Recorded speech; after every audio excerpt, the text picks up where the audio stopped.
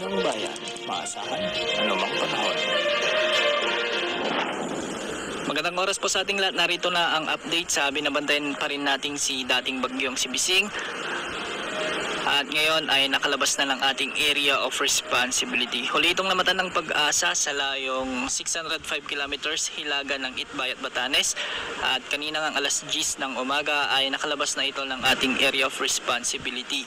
Humina na ito bilang severe tropical storm at taglay ang lakas ng hangin na umaabot sa 100 kilometers per hour malapit sa gitna at pagbugsong umaabot sa 125 kilometers per hour. Sa kasalukuyan ay mabilis itong kumikilos ng pahilaga sa 35 kilometers per hour. Ayon sa Pag-asa, mabilis nahihina si Bagyong Bising o Bagyong Danas habang ito ay kumikilos ng ganitong direksyon.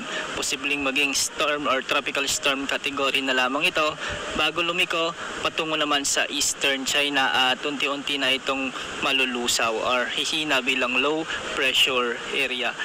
Dahil pa rin sa pagbugso o dahil pa rin sa epekto ni Bagyong Bising ay nahahagip pa rin ng mga kaulapan nito ang extreme northern Luzon na kung saan makakaranas pa rin ng maulap na kalangitan na may mga kalat-kalat na pagulan at thunderstorms ang Batanes at ilang bahagi ng Babuyan Island. Sa mga oras na ito ay nakakaranas na ng mga pag-ulan dulot naman ng southwest monsoon na hinihila ni Bagyong Bising o Bagyong Danas ang malaking bahagi ng Ilocos Norte, Ilocos Sur, ang ilang bahagi ng La Union at Pangasinan. May mga pag-ulan din sa may Abra, sa may Apayao, may mga pag-ulan din sa may Benguet, sa may Tarlac at Nueva Ecija. Nakakaranas naman ng mga kalat-kalat na pagulan at thunderstorms ang Zambales at Bataan dulot pa rin ng southwest monsoon. Para naman sa nalalabing bahagi ng ating bansa ay magiging bahagyang maulap hanggang sa maulap ang mga kalangitan na may mga kalat-kalat na pagulan at thunderstorms dulot ng southwest monsoon.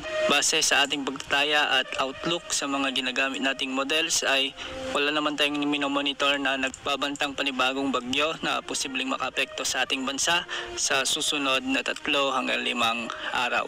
Yan ang update sa lagi ng panahon. Ito pong weather update ng bayan. Maasahan anumang panahon.